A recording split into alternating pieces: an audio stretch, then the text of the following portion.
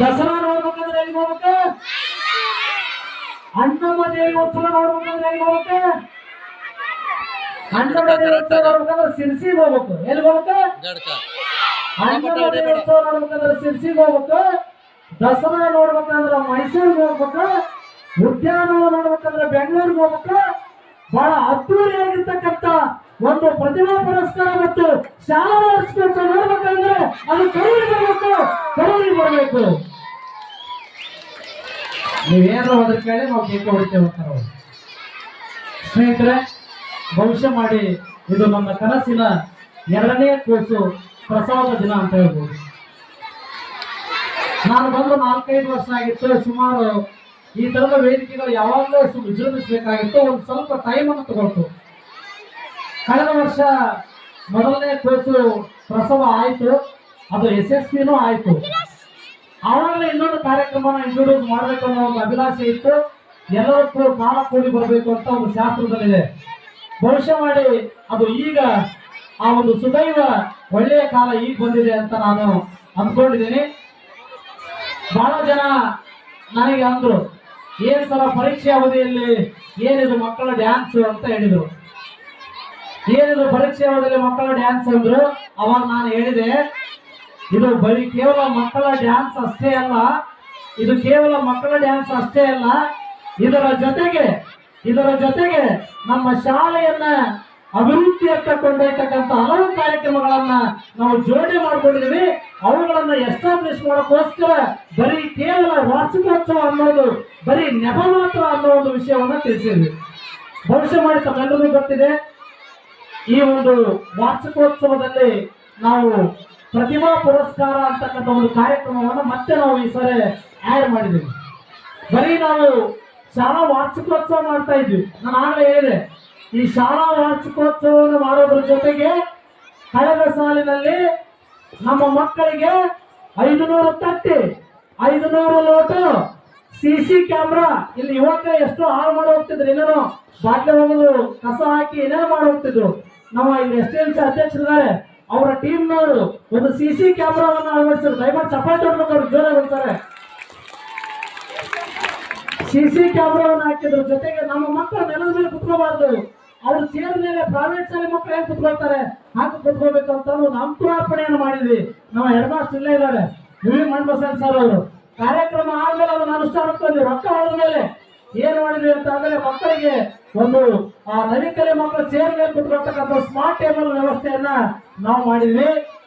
ಅದರ ಜೊತೆಗೆ ಸುಮಾರು 100 ಜನರಿಗೆ ಸನ್ಮಾನ ಕಾರ್ಯಕ್ರಮ ಮಾಡಿದ್ವಿ. ಎಷ್ಟೋ ಗ್ರೀನ್ ಬೋರ್ಡ್ಗಳನ್ನ ತಂದ್ವಿ. ಆ ಎಲ್ಲ ಕಾರ್ಯಕ್ರಮವನ್ನು ವಿಜೃಂಭಣೆಯಿಂದ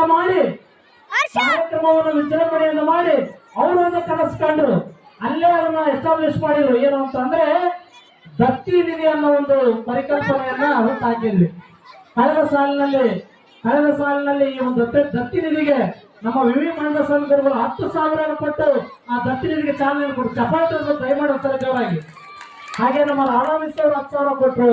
ನಮ್ಮ ಸರ್ವಮಂಗಳ ಮಿಸ್, ಅಶ್ವಥ್ ಸರ್, ನಾನು, ಹಾಗೆ ನಮ್ಮ ಹಿರೇಮಠ್ ಸರ್, ಆಟಿ ಮೇಡಮ್ ಅವರು, ಇವರಿಂದ ಈ ಒಂದು ದತ್ತಿ ನಿಧಿ ಸ್ಟಾರ್ಟ್ ಆಯ್ತು. ಹಾಗೆ ನಮ್ಮ ವಸಂತ ಬಾಗ್ಲಿ ಅವರಿದ್ದಾರೆ. ಬರೀ ಏನ್ ಸಾಲ ದತ್ತಿ ನಿಧಿ ಹೇಳ್ತಾರಂತ ಇಲ್ಲ, ಈ ತರ ಸಾಕಷ್ಟು ಕಾರ್ಯಕ್ರಮಗಳನ್ನ ಬರೀ ವಾರ್ಷಿಕೋತ್ಸವನ ಇಟ್ಕೊಂಡು ಈ ಒಂದು ಯೋಜನೆಗಳನ್ನ ತಂದ್ವಿ. ಹಾಗಾದ್ರೆ ಈ ಸಾರಿ ಈ ಶಾಲಾ ವಾರ್ಷಿಕೋತ್ಸವದ ಜೊತೆಗೆ ಶಾಲೆಯನ್ನ ಅಭಿವೃದ್ಧಿಯತ್ತ ಕೊಂಡೊಯ್ಯೋದರ ಜೊತೆಗೆ ತಮಗೆಲ್ಲ ಗೊತ್ತಿದೆ, ನಮ್ಮ ಇಲ್ಲ ಮುರುಘಾಮಣ್ಣವರಿದ್ದಾರೆ, ಬಸವರಾಜ ಮನೆಗೆಲ್ಲ ಎದ್ದು ಅನ್ಸುತ್ತೆ, ಸುಂದರವಾಗಿರ್ತಕ್ಕಂಥ ಧ್ವಜಸ್ತಂಭವನ್ನು ಹೇಗೆ ನಿರ್ಮಾಣ ಮಾಡಿದರು. ಹಾಗೆ ನಮ್ಮ ಶಾಲೆಗೆ ಒಂದು ಮೇನ್ ಗೇಟ್ ಇಲ್ಲ. ಇವತ್ತು ರಾಣೆಬೆನ್ನೂರು ತಾಲೂಕಿನಲ್ಲೇ ಅತಿ ಹೆಚ್ಚು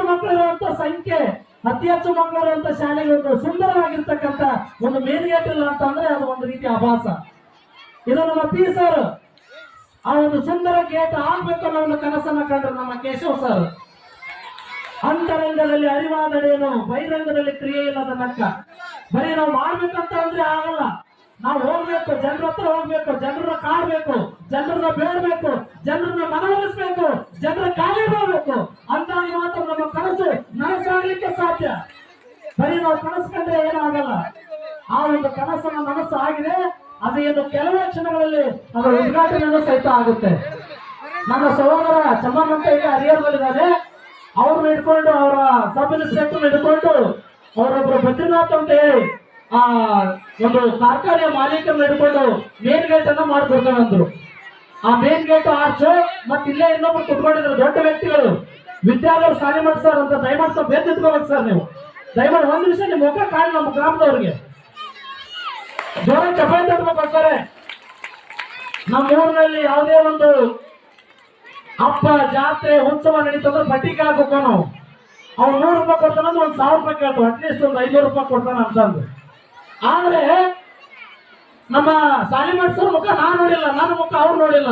ಬರೀ ನನ್ನ ಪರಿಕಲ್ಪನೆ, ನನ್ನ ಕಾನ್ಸೆಪ್ಟ್, ನಾನು ಈ ರೀತಿ ಒಂದು ಪ್ರತಿಭಾ ಪುರಸ್ಕಾರ ಮಕ್ಕಳಿಗೆ ಒಂದು ವೇದಿಕೆ ನಿರ್ಮಾಣ ಮಾಡ್ತೇನೆ ಅಂತ ಒಂದು ಕಾನ್ಸೆಪ್ಟ್ ಅನ್ನು ತಿಳಿದ ತಕ್ಷಣ ನಾನು ಯಾರು ಅಂತ ಗೊತ್ತಿಲ್ಲ, ನನ್ನ ಪರಿಚಯನೇ ಇಲ್ಲ. ಅವ್ರು ಏನು ಕೆಲವ್ರು ಹೇಳ್ತಾರೆ ಅಂತ ಅಂದ್ರೆ, ಸರ ಏನ್ 2,000 ಬರ್ಕೊಳ್ಳೆ 3,000 ಬರ್ಕೊಳ್ಳೆ. ನನಗೆ ಅವಕಾಶ ಕೊಟ್ಟರು ಅವ್ರು ಏನಂತಂದ್ರು, ಸರ ನಿಮಗೆ ಏನು ಬೇಕು ಕೇಳ್ರಿ ಅಂತಂದ್ರು. ಭವಿಷ್ಯವಾಣಿ ಇಂಥ ದಾನಿಗಳು ಎಲ್ಲಾದ್ರೂ ಸಿಗ್ತಾರೆ ಅಂತ ಅಂದ್ರೆ ಅದು ಕರೂರು ಗ್ರಾಮದಲ್ಲಿ. ನಾನು ಮನಸ್ಸು ಮಾಡಿದ್ರೆ, ನಾನು ದುರಾಸೆ ಇದ್ರೆ ನನ್ನಲ್ಲಿ ಸರ ಒಂದು 5 ಲಕ್ಷ ಕೊಡ್ರಿ ಅಂತ ಕೇಳಬಹುದಾಗಿತ್ತು. ನಾನು ಸಣ್ಣವನಾಗ್ತಿದ್ದೆ. ನಮ್ಮ ಕೇಳುವುದಕ್ಕೂ ಒಂದು ಏನು ಬೆಲೆ ಇರಬೇಕು. ನನಗೆ ಒಂಥರ ದುಗುಡ ಆಯ್ತು, ಏನ್ ಸರ್ ಸಾಲಿಮಠ್ ಸರ್ ಹಿಂಗೆ ಹೇಳ್ಬಿಟ್ರಲ್ಲ, ನಾನು ಏನು ಕೇಳ್ಬೇಕು ಅನ್ನೋದೇ ಒಂಥರ ಗೊಂದಲ ಆಗ್ಬಿಡ್ತು. ಅವ್ರ ತೂಕ ಏನು, ಅವ್ರ ಆಳ ಏನು, ಅವ್ರ ಅಗಲ ಏನು, ಅವ್ರು ಯಾವ ಮಟ್ಟದಲ್ಲಿ ಇದಾರೆ ಅಂತ ಗೊತ್ತಿಲ್ಲ. ಅವ್ರ ಪರಿಚಯ ಮಾಡಿದವರು ಇಲ್ಲಿ ಮಮತಾ ಸಾಲಿಮಠ. ದಯಮಾಡಿ ಎದ್ದಿದ್ರಿ ದಯಮಾಡಿ. ನನಗೆ ಯಾಕೆ ಮಾತು ಹೇಳ್ತಾ ಇದ್ದೀನಿ ಅಂದ್ರೆ, ನನಗೆ ಈ ಗ್ರಾಮದಲ್ಲಿ ಎಂತೆಂಥ ವ್ಯಕ್ತಿಗಳಿದಂತ ಗೊತ್ತಿಲ್ಲ. ನನ್ನ ಫ್ರೆಂಡ್ ನಾಗರಾಜ್ ಎಲಿಗಾರ್ ಅಂತ ಇದ್ದಾನೆ, ಅವನ ಹತ್ರ ನನ್ನ PUC ಕ್ಲಾಸ್ಮೇಟ್ ನೀರು ಕೊಡು ಅಂತ ಕೇಳಿದೆ. ಡಯಾಲಿಸಿಸ್ ಪ್ರತಿ ವಾರ ನಾನು 10,000 20,000 ಖರ್ಚು ಮಾಡಬೇಕು, ಗೆಳೆಯ ದಯಮಾಡಿ ನನಗೆ ಕೊಡಕ್ ಆಗಲ್ಲ ಅಂದ. ಆದ್ರೆ ಅವ್ರು ಮಾಡಿದ್ದು ನಾನು ಯಾಕೆ ನೆನೆಸ್ತಾ ಇದ್ದೀನಿ ಅಂದ್ರೆ, ಅವರು ಸಾಕಷ್ಟು ಹೆಸರು ಕೊಟ್ಟ. ಗೆಳೆಯ ನೀನು ಇವ್ರ ಹತ್ರ ಹೋಗು, ಇವ್ರ ಹತ್ರ ಹೋಗಿ ಇವ್ರು ಕೊಡ್ಲಿಲ್ಲಪ್ಪ ಅಂದ್ರೆ ಅವಾಗ ನಾನು ಕೇಳು ಅಂತ ಹೇಳಿದ.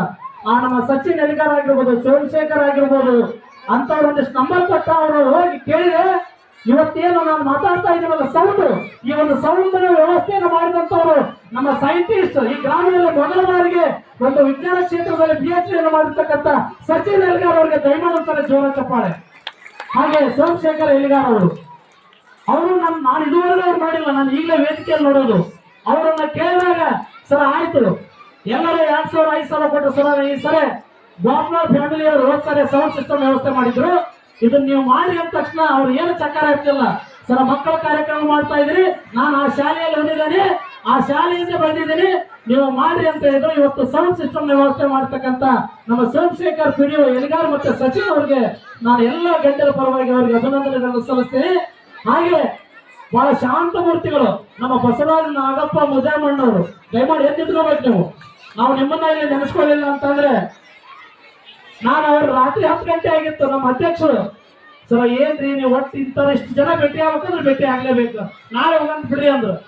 ನನ್ನ ಮೈಂಡಲ್ಲಿ ಇಷ್ಟು ಜನ ಇವತ್ತು ಭೇಟಿ ಆಗ್ಬೇಕಂದ್ರೆ ಆಗ್ಲೇಬೇಕು, ಅವತ್ತು ಹೋಗೋಣ ಅಂತ 10 ಗಂಟೆ ಆಗಿತ್ತು. ಆಕ್ಚುಲಿ ಅವ್ರು ಬಹಳ ಆರಾಮಲ್ಲಿ ಇಂಜೆಕ್ಷನ್ ಮಾಡಿಸ್ಕೊಂಡು ಮಕ್ಕಳಿದ್ರು.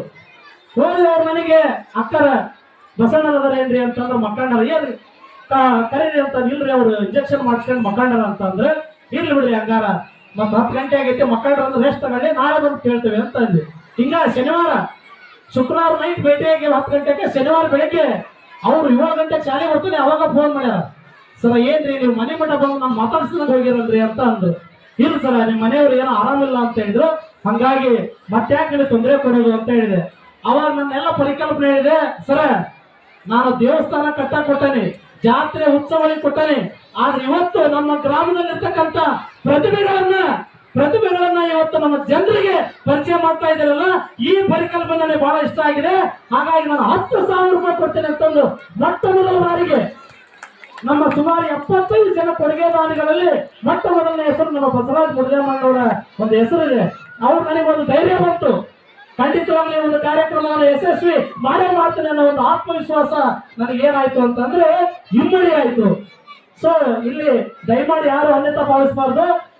ಸಾಕಷ್ಟು ನಾವು ಪ್ರಕಾಶನ ವರ್ಕೇರಿ ಆಗಿರ್ಬೋದು, ನಮ್ಮ ಚಂದ್ರಶೇಖರ್ ಕನ್ನಾಳ್ ಅವರು ನೋಡ್ರಿ, ಭವಿಷ್ಯವಾಣಿ ನಮ್ಮ ಅಧ್ಯಕ್ಷರು ಹೇಳಿದ್ರು, ಏನ್ರಿ ನೀವು ಬ್ಯಾನರಿ ಬಹಳ ಖರ್ಚು ಮಾಡ್ತಾ ಇದ್ದೀರಲ್ಲ ಅಂತಂದ್ರು. ಒಂದು ಚಿತ್ರ 10,000 ಶಬ್ದಗಳಿಗೆ ಸಮ ಅಂತ ಹೇಳ್ತಾರೆ.